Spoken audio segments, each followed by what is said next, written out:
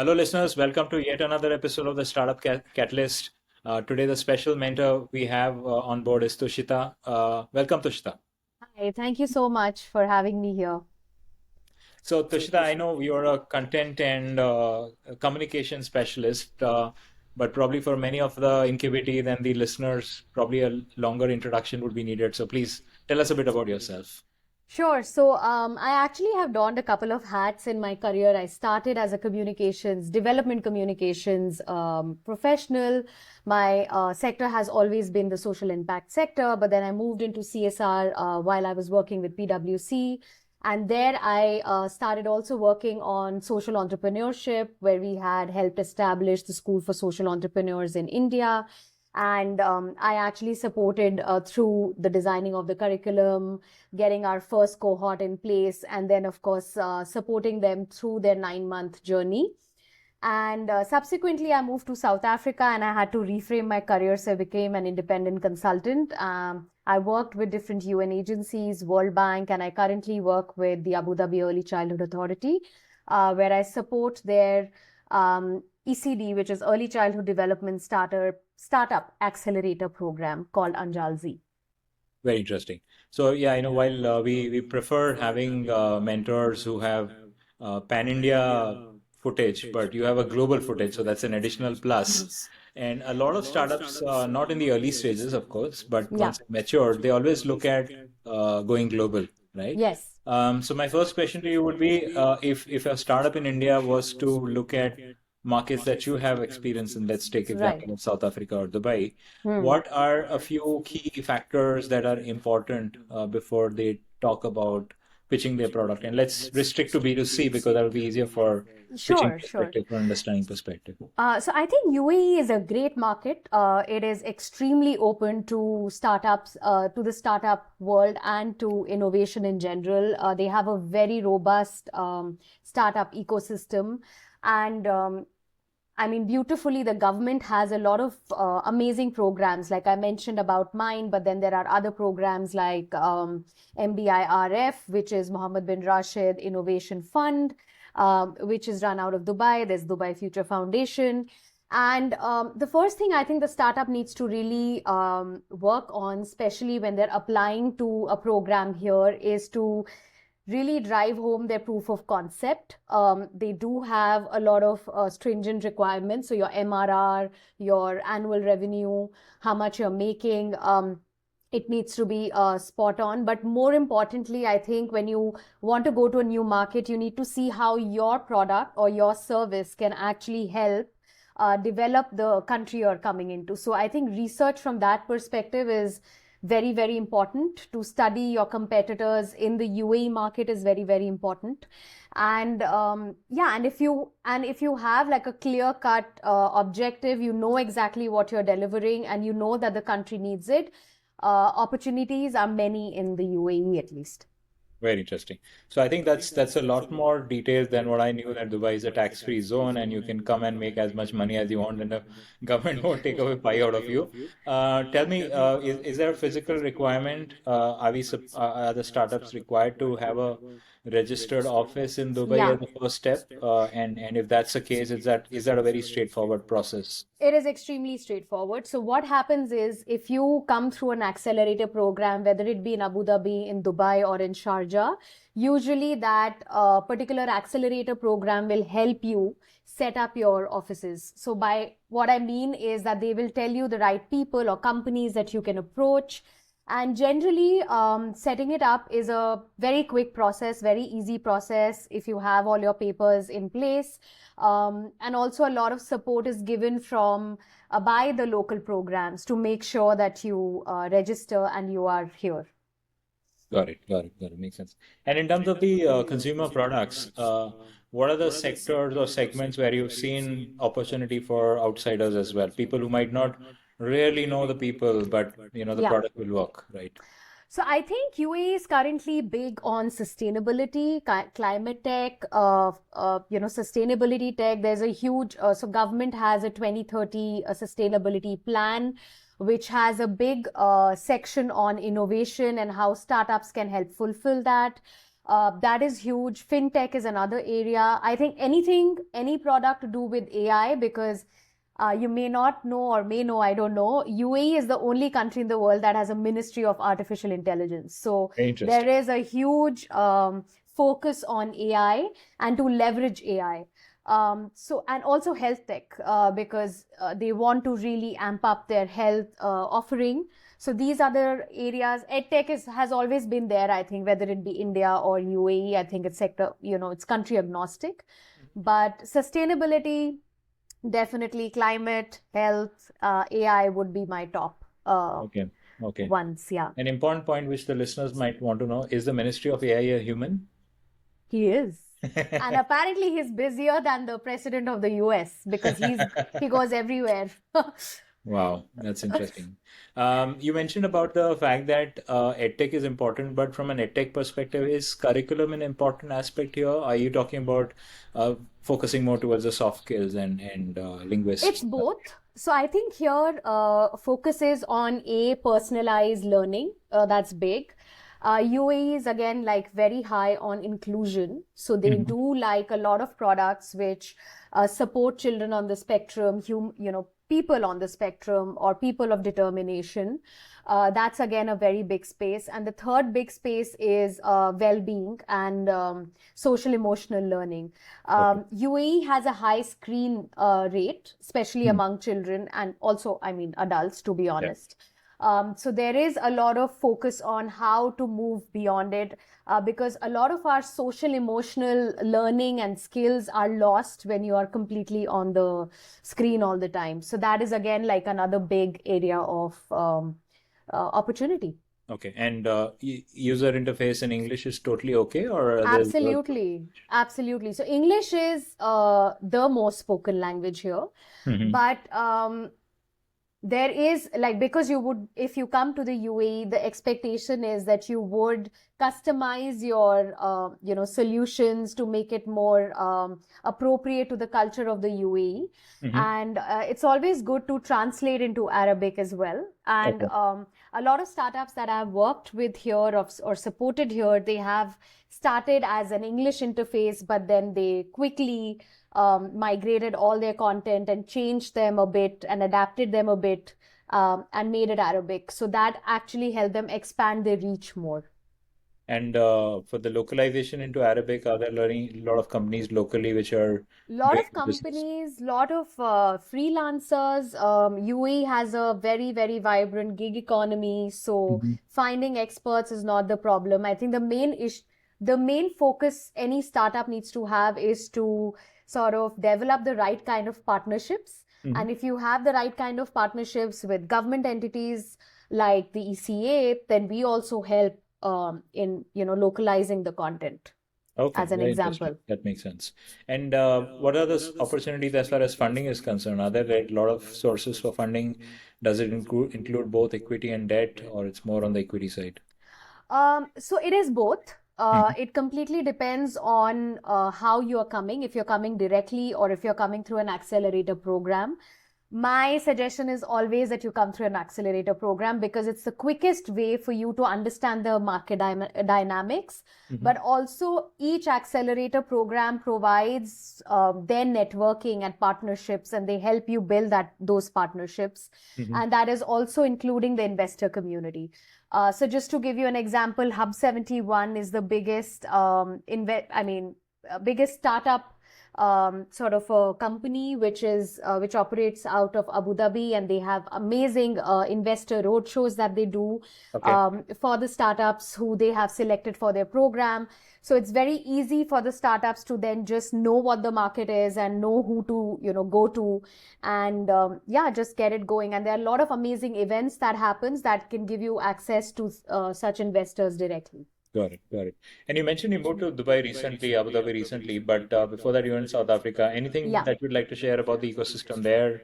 Anything interesting that you recollect? So Africa South Africa, they don't really have a very robust entrepreneurial system. I think currently, unfortunately, the country is going through a lot of turmoil of its own.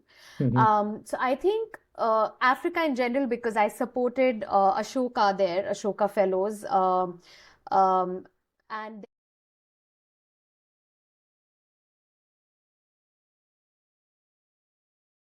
Mhm.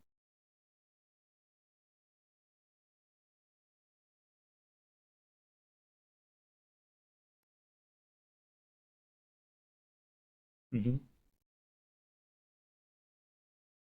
Okay. Hmm. Very interesting. And what's your understanding or take on the Indian startup ecosystem, and what are the sectors doing well? What's been your take, looking from outside within India?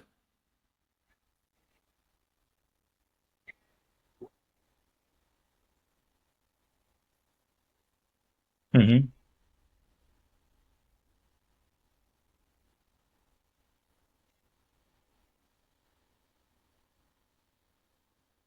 Right.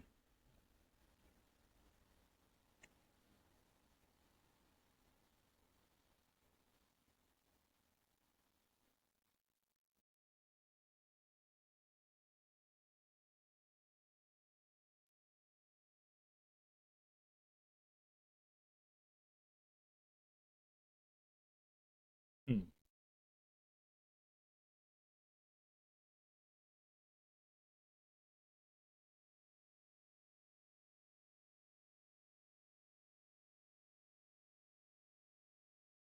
Very interesting. You mentioned about Ashoka Fellows, you mentioned about Atal. I'm assuming that you have a very interesting mentoring experience as well. So what's been mentoring startups like? Which areas do you typically mentor incubatees and startups on, and what's been your learning so far as a mentor?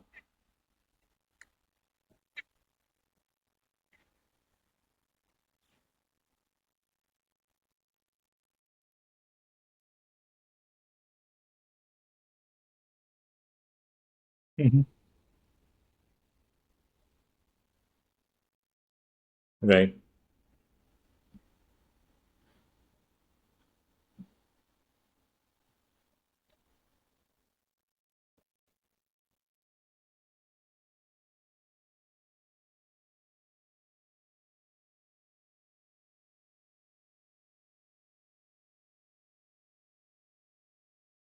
Okay.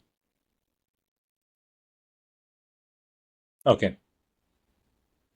Yeah. Any startups that you would like to cite or take an example of, or in the area with that you worked?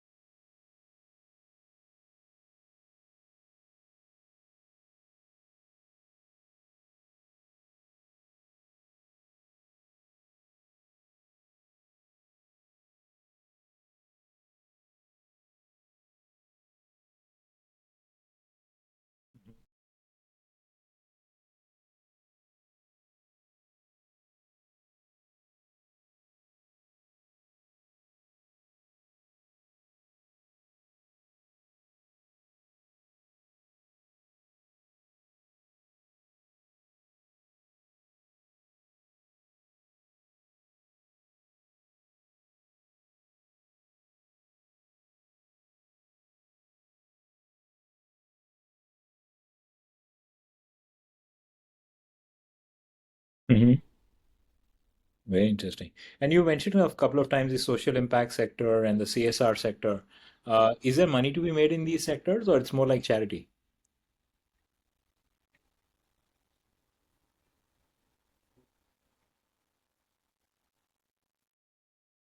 Right.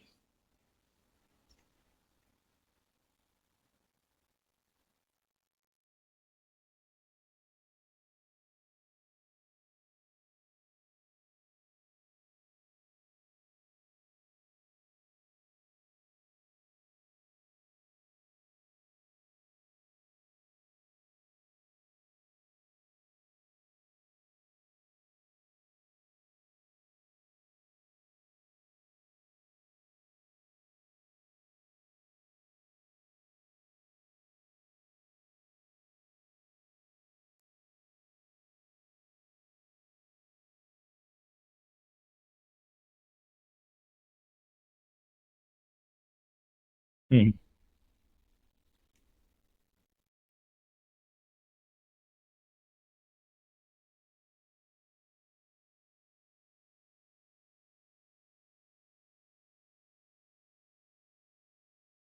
Very interesting.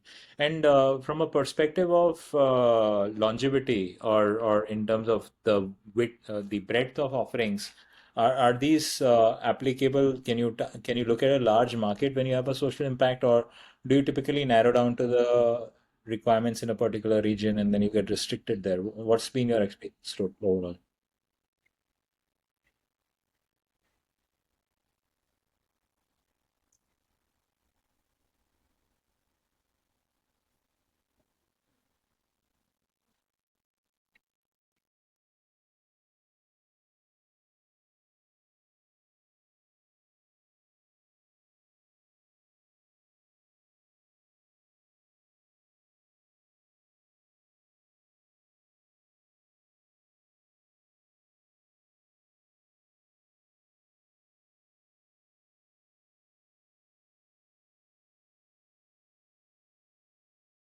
Mhm.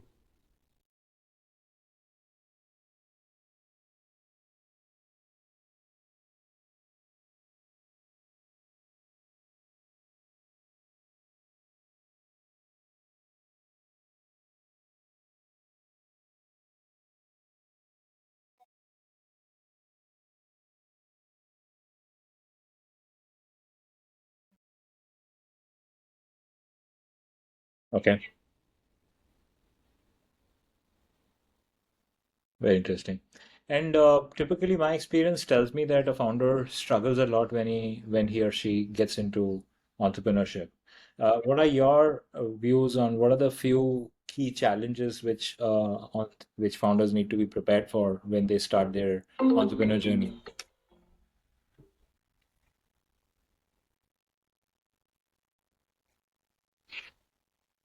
Hmm.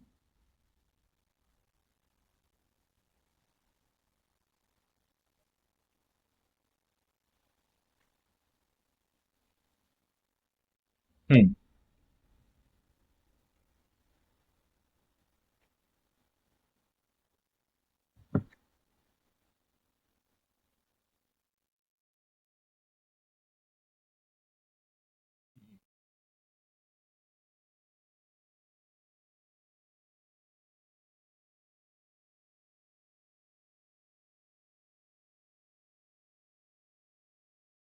Hmm.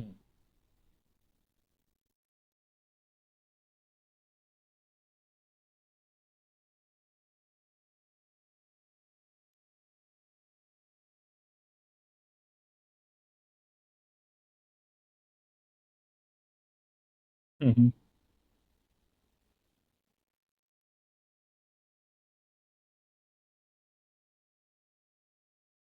Okay.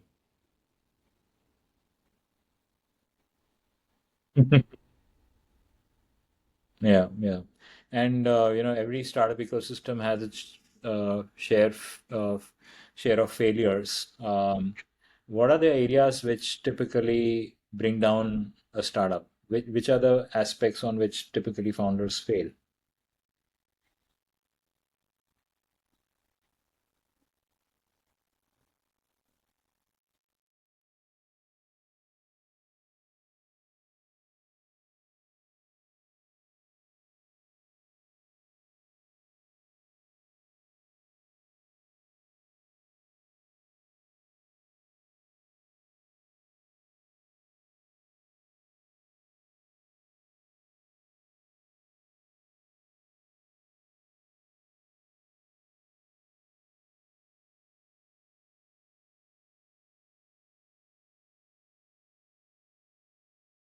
Hmm. Right.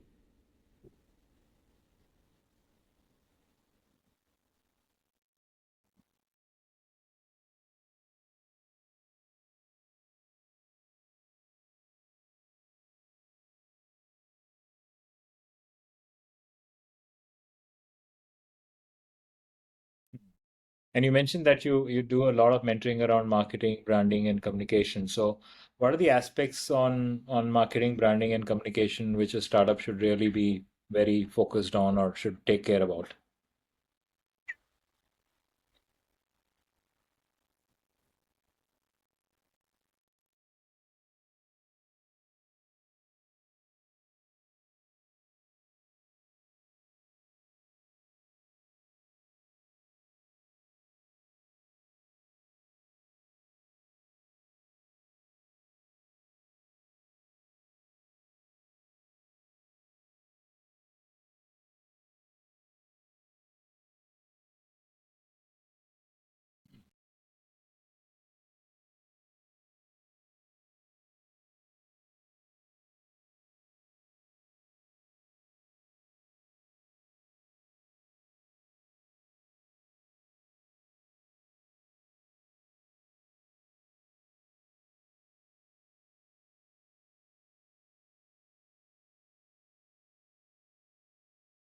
Mhm.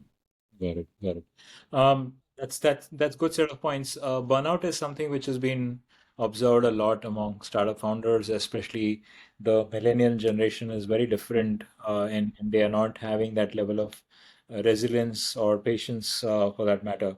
What are the typical scenarios where a burnout pulls a startup founder down? Where do you think they typically falter?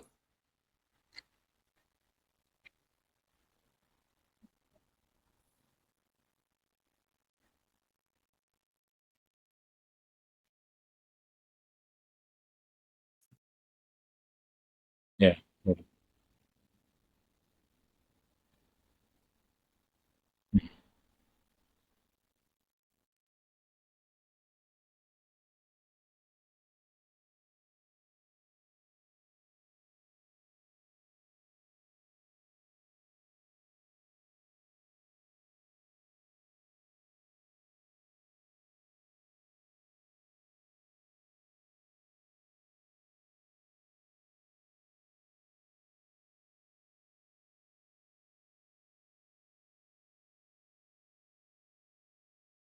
Yeah.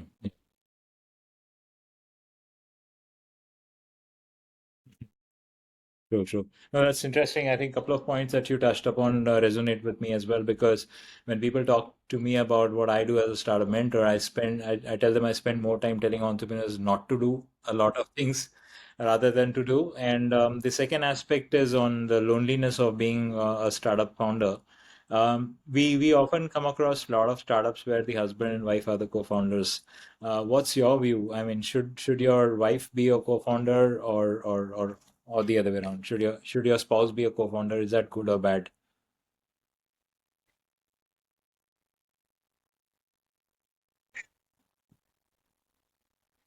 Mhm.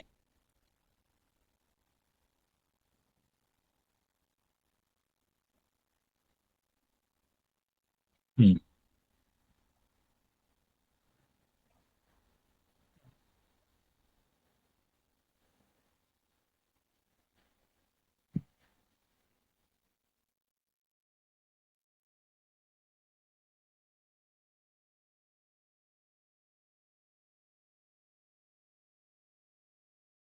Hmm.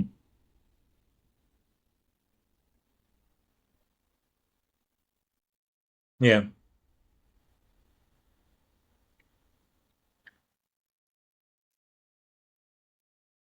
yeah, yeah, yeah.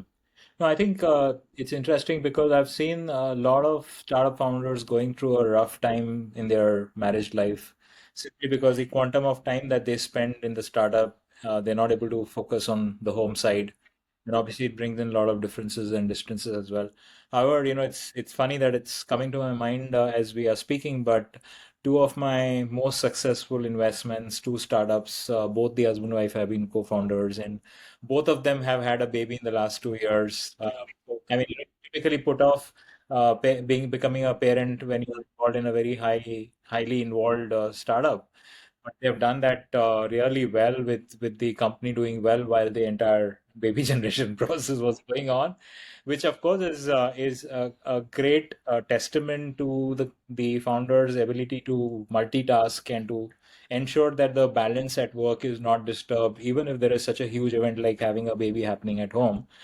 They've kind of been able to draw that balance, make sure that the employees are not feeling left out, with the both parents being, involved, with especially in the early stages of the bringing up the baby. It's, we talk about paternity leave and maternity leave, and imagine both the founders are taking that leave at the same time. That can be actually quite tough. But I think that talks about this generation as well, right? I mean, roll back the calendar 20, 30 years back, no couple would be comfortable being in the same place working together. Yeah. Thanks to the Zomatos and the Swiggies of the world, a lot of things can get now outsourced to third-party brands to ensure that your household is not like really dependent on the parents being around all the time, right? So that does make sense as well.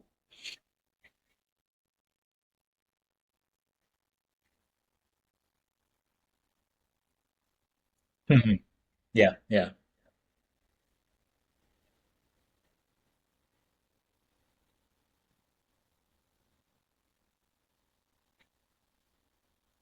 Yeah, yeah. The other question which I missed out when we discussed about your global footprint is the incubators and accelerators. So, is there a larger and larger proportion of startups now working out of incubators and accelerators, or are they still, sitting quietly in their house or in their family office or whatever, and trying to continue a solo journey? What's been your experience?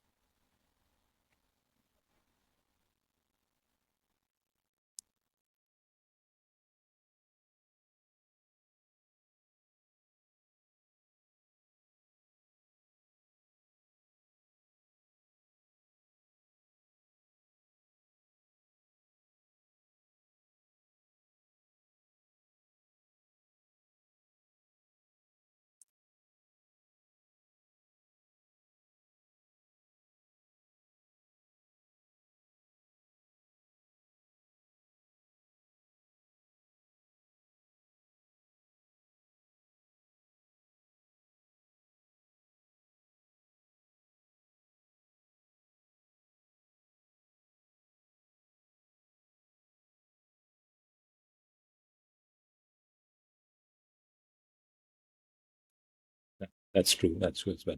I'm a avid reader, and I look at books as a source of learning and knowledge, and I keep advocating that to a lot of startups as well.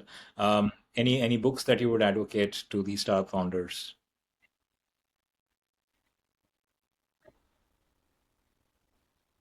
Okay.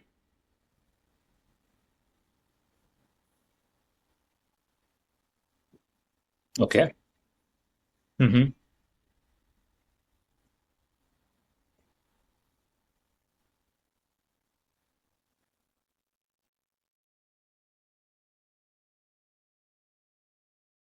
Yeah.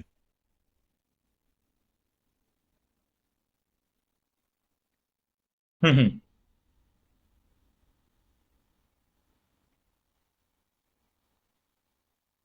Okay.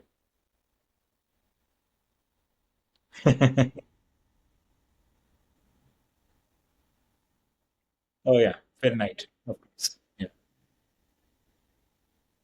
Yeah.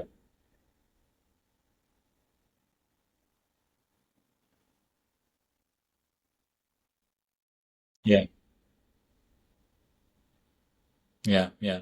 No, it's very difficult to find a book which I have not read, and the first one I actually not read. So thanks a lot for giving me a suggestion to go for. Phil Knight Shoe Dog, of course, is a memorable book. Of course, it aligned two of my interests, startups and running. So there was no way I would book as well. So it's been a great journey as well. And the other book I thought I'll just cite is The Mom's Test. It's a very interesting book for startup entrepreneurs, which tells you basically, would your mom understand this, or how your mom react to this idea, right? And of course, it starts with that. Then it of course goes quite deep into the entire entrepreneurial journey, and it's a beautifully written book, a very light read despite the intense topic that it's trying to cover as well. Yeah. Yeah, so I know you typically read when there's a gun on your head, but I hope you will put a gun on your head.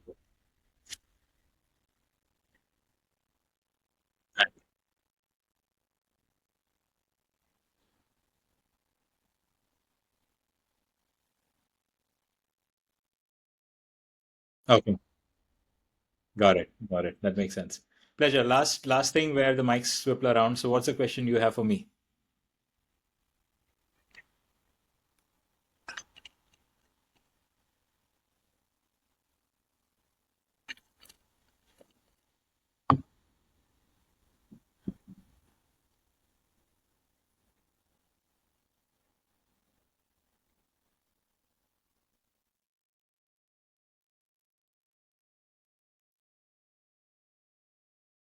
Very interesting. So, we strongly believe in karma. We believe that every startup founder will find his or own mentor. We just have to be doing our duty of facilitating an ecosystem which allows as many mentors to come on board. When it comes to startups, I think I mentioned to you in the beginning that we don't go around picking out specific sectors. We are sector agnostic. The reason being that we don't want a particular sector to be cliched with the incubator. We want more and more variety so that people see a lot of diversity. Pivoting is very important in a startup journey. So if your startup is not doing well with the product or the idea that you started with, then you can gravitate towards something, and who knows, the incubator might be facilitating that to happen as well. Similarly, from a skill perspective, we never know which startup might require what kind of stuff, right? So you are the only one who's got an expertise in the branding and communication space. So we never sought out for you as a branding and communication mentor. We wanted you to come on board as a mentor, and then we realized that the services that you're offering is fairly unique and different as well. So we are trying to ensure that there is a hazy allocation as far as the mentor is concerned. And as I mentioned to you, right, I mean, even from the mapping of the incubator versus the mentor, we really don't come in the way incubating and the mentor. We are like, find your comfort, right? Find your mentor whom you feel comfortable with. I mean, someone might start having an engagement or discussion with you on communication. And who knows, they might like interacting with you a lot. They might actually start taking your help to decide how to pitch our startup in Dubai and so and so. So that's a more idea. We let nature take its own course rather than trying to put too many rules and conditions. So it becomes a lot more easier for the incubating and the mentor meetup to happen. Of course. Great, great. Thanks a lot, Toshita. It's been fantastic talking to you, and I'm sure the incubatees would learn a lot in engaging with you. And I hope the listeners learned a lot about Abu Dhabi ecosystem, along with some tidbits on the African ecosystem as well, apart from your phenomenal journey and experience that you have had in the Indian startup ecosystem as well. Thank you very much. Thank you. Bye bye.